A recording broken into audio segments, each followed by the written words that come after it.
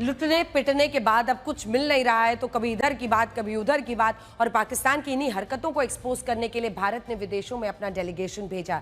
इस डेलीगेशन ने पाकिस्तान को खासा एक्सपोज किया। वैसे तो भारतीय डेलीगेशन में शामिल सभी लोगों ने यह काम किया, लेकिन सबसे ज्यादा सुर्खियां बटोरी कांग्रेस के डॉक्टर शशि थरूर और एआईएमआईएम के बैरिस्टर असदुद्दीन ओवैसी ने। ओवैसी तो ऑपरेशन सिंदूर के बाद से लगातार पाकिस्तान के खिलाफ बयानबाजी कर रहे हैं। जिस दौर में इस मुल्क के बहुत से लोगों ने को ये स्वीकार करने में समस्या हो रही थी कि पहलगांव के आतंकियों ने धर्म देखकर मारा है, उस दौर में असद ओवैसी ने खुलकर ये बात कही थी।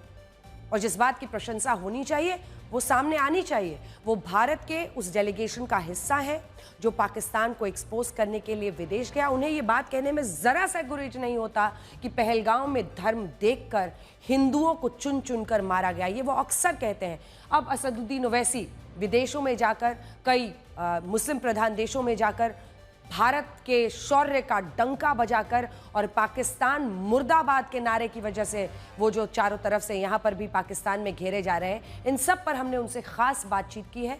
देखिए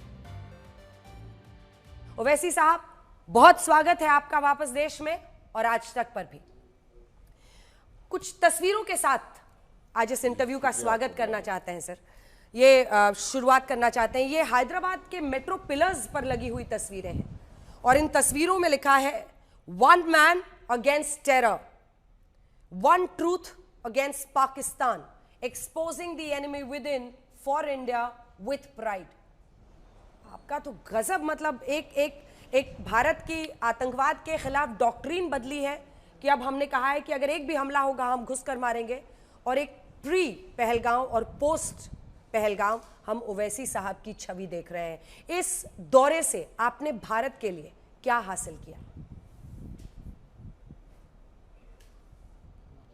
सबसे पहले तो मैंने अपने पार्टी के जितने जिम्मेदार लोगों को कहा कि उस तरह के होर्डिंग्स नहीं लगाना चाहिए, गलत है। और मैं उम्मीद करता हूं कि जो भी लगाए उसको जल्द से जल्द निकालेंगे, इसलिए कि ये जो एक कलेक्टिव एफर्ट पूरे एमपीज़ की तरफ से किया जा रहा है और इसमें सिर्फ अकेला ये मेरा नाम डालकर इस तरह के उसमें डायलॉग लिखना, ये सब गलत है।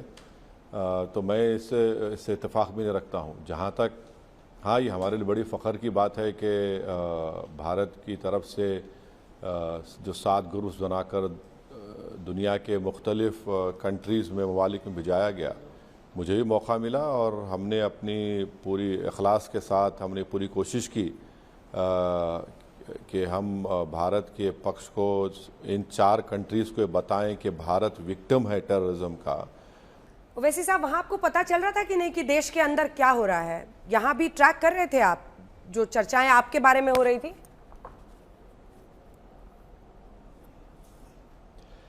नहीं, वहाँ इतना हेक्टिक ये विजिट था, मीटिंग्स पे मीटिंग्स, और तो ज़्यादा तो ट्रैक नहीं कर रहे थे। तो अब ज़रूरत भी नहीं है, देश हमारा है, क्यों ट्रैक करेंगे? हमको ट्रैक करना था कि हम जिस मकसद के लिए गए थे। जी, मैं आपको बताती हूँ सर, किसी ने देश में कल्पना नहीं की थी कि किरेन रिजिजू साहब आपका वीडियो डालेंगे। पूरे देश में ऐसा लग रहा है कि नए हिंदू हृदय सम्राट आप बन गए हैं। मतलब आपके एक एक भाषण यहाँ वायरल हो रहे थे और जो घोर विरोधी भी आपके थे वो सब आपके कसीदे पढ़ रहे थे।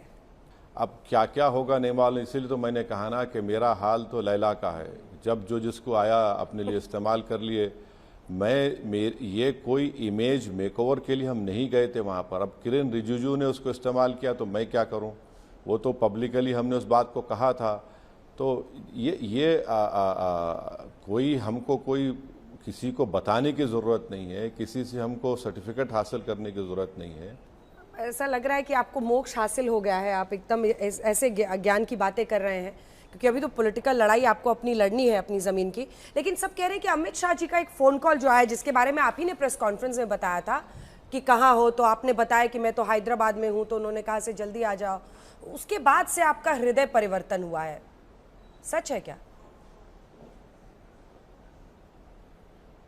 मैडम देखिए, ना अमित शाह मेरी दिमाग को पलटा सकते हैं, ना कोई दुनिया का आदमी पलटा सकता है। अब जो मेरे दिमाग को नहीं जानता तो वो मैं क्या करूँगा उसको? होम मिनिस्टर थे, हमने ट्वीट किया कि हमको क्यों नहीं बुला रहे आप, हम तो उन्होंने बोला कि आइए, दावत दी, हम चले गए। मगर ये बोलना कि इनके बोलने से पलट गए, अंजना ओम कश्यप के शो पे आ गए तो मुझे मोक्ष मिल गया, मेरा मोक्ष मिलेगा इंशाल्लाह हशर के मैदान में। और मुझे यकीन है कि मेरे प्रॉफिट मोहम्मद सल्लल्लाहु अलैहि वसल्लम मेरी शिफात करेंगे तो मुझे शिफात या मोक्ष मिलेगा। कि आप अभी राजनीतिक बात ही नहीं की है, तो आप पाकिस्तान पहलगाम की बात कर रहे हैं। इतना मॉडेस्टी आप क्यों दिखा रहे हैं? आप जाइएगा अभी कई जगहों पर, मतलब मैं भी लोगों से इंटरैक्ट करती रहती हूँ, वो अब आप ओवैसी जी के जयकारे लगाएंगे, नारे लगाएंगे तो आप कैसे रोक लीजिएगा? भाई आपके फैन हो गए हैं लोग, इतना मॉडेस्टी क्या दिखाना है? आपने जिस तरह से पाकिस्तान को धोया सर, पाकिस्तान को एक्सपोज किया, यही तो इंडियन चाह रहा था। आपने दिखाया कि कैसे उन्होंने चीन की तस्वीर दिखा दी शाहबाज ने, जब वो फील्ड मार्शल बना रहा था मुनीर को। आप जब दोबारा हैदराबाद आएंगे तो मैं आपको हमारे हैदराबाद पब्लिक स्कूल के बचपन के दोस्तों से मिलाऊंगा जो आप नहीं मिले। जब हम चड्डी पहनकर स्कूल को जाते थे, वो आपको बोलेंगे कि असदुद्दीन ओवैसी उस जमाने से पाकिस्तान के बारे में उसका क्या रुख रहा, देश के बारे में। लोग पर्यटन पे तो नहीं गए थे खाना भोज के लिए? क्योंकि यहाँ पे ये तमाम बयान आ रहे थे कि जयराम जी ने क्या कहा था, एक लाइन सुन लीजिए फिर इस पर आप जवाब दीजिएगा। जल्दी से दिखा दीजिए। जयराम रमेश जी जो कि कांग्रेस पार्टी के नेता हैं, सांसद हैं, सुनिए उन्होंने क्या कहा आप लोगों पर। जो पहलगाम के आतंकवादी हैं, उन्होंने 4 आतंकी हमले कराए हैं 18 महीने में। आज वह यहाँ वहाँ घूम रहे हैं, हमारे सांसद भी यहाँ वहाँ घूम रहे हैं और आतंकवादी भी यहाँ वहाँ घूम रहे हैं। नहीं, अब जयराम जी तो पंडित जी हैं, मैं क्या बोलूँगा। मैं इतना तो बोल सकता हूँ कि कम से कम और उनको उनके पार्टी के एमपीज की परवाह नहीं है। तो भाई सुप्रिया सुले तो आपकी इंडिया अलायंस की है, वो डेलीगेशन को हेड कर रही है। कनिमोजी आपके इंडिया अलायंस का हिस्सा है, वो मेहनत कर रही है। तो अब नहीं मालूम उनको किस बात की तकलीफ है, मैं क्या बोल सकता हूँ। कोई घूमने तो नहीं गए थे हम लोग, तो ये माने मेरे लिए तो एक लर्निंग एक्सपीरियंस भी था, नॉलेज में इजाफा हुआ, मगर एक आसान ट्रिप तो नहीं था। मगर ये कोई सैर तफरी के लिए जाऊंगा ज़रूर मैं, मगर ये तो सैर तफरी के लिए नहीं गए थे, हम एक देश को रिप्रेजेंट कर रहे थे वहाँ पर। तो अगर इस तरह से वो हमारे पंडित जी जयराम जी ऐसा समझते हैं तो ठीक है। नेक्स्ट टाइम हम भारत सरकार से रिक्वेस्ट करेंगे, कोई डेलीगेशन जाएगा तो उनको चेयरमैन बना दे, मैं उनके साथ जाता हूँ, फिर उनको पता चलेगा कि क्या होता है, यही होता है। भारत के प्रवक्ता बनकर आप गए थे और इसीलिए देश को इस वक्त आप पर नाज है, लेकिन आपने सबसे ज्यादा दुश्मन इस दौरान पाकिस्तान में बनाए हैं। बिलावल भुट्टो ने वहां पर विदेश में अमेरिका में बोलने की कोशिश की कि जो मुस्लिम है उनके साथ बड़ा अन्याय होता है भारत में। तो पलट कर वहां पर जर्नलिस्ट ने पूछा कि कर्नल सोफिया कुरैशी तो वहां पर बनी हुई थी। ऐसा ही कई लोग आपके खिलाफ आपको टारगेट कर रहे हैं जो तथाकथित वहां पर मौलाना है। 2 की एक लाइन की बाइट है, सुनिएगा, फिर आपकी प्रतिक्रिया मैं इस पर लूंगी। ओवैसी साहब, इनको आपका क्या जवाब होगा? ओवैसी साहब। मैडम, ये कौम क्या, कौमों की इमामत क्या, ये 2 रकात के इमाम क्या जाने हैं। अरे भाड़ में जाए ये लोग दोनों भी, कौन है मेरे लिए, ये क्या करना है मुझे इनसे।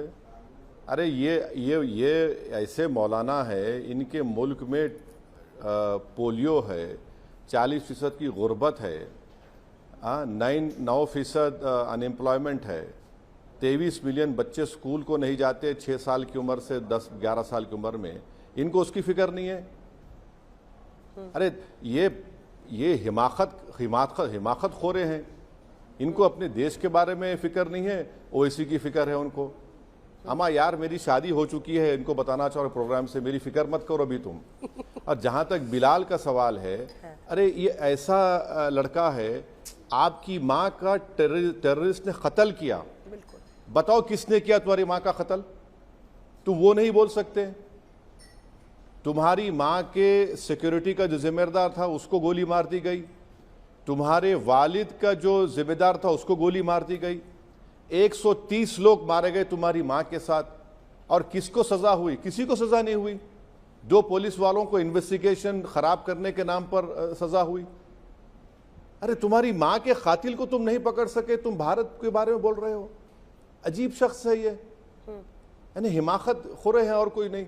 भाई तुम किधर से पढ़े होंगे, तुम अच्छी अंग्रेजी बोल लेते, इसका मतलब नहीं है कि तुम अपनी माँ के कातिलों को भूल जाओ। तुम बताओ दुनिया को कि तुम्हारी माँ को किसने मारा था। तुमने मुशर्रफ को इल्जाम लगा दिया, मगर असल दिमाग कौन था, किसका था? तो ये सब बकवास है। ये लोग जो है अपने देश को नहीं चला पाते, अपने देश में गुर्बत का खात्मा नहीं कर सकते। ठीक है, इस पे इख्तलाफ हो सकता है, बीजेपी जो बोलती है कि 200 मिलियन लोगों को हम गुर्बत से निकाले, मगर काम तो हो रहा है ना देश में। आप बताओ आपने क्या किया पाकिस्तान में? तुम्हारे पास एक एक पॉलिटिशियन के पास, ये जो भुट्टो फैमिली है, 2-2 हजार 3-3 हजार एकड़ जमीन इनके पास है। क्या तुम फ्यूडल मेंटालिटी इनके, ये क्या, ये तो पाकिस्तान के लिए बोझ बने हुए इस तरह के मौलाना और इस तरह के पॉलिटिशियन। बिल्कुल।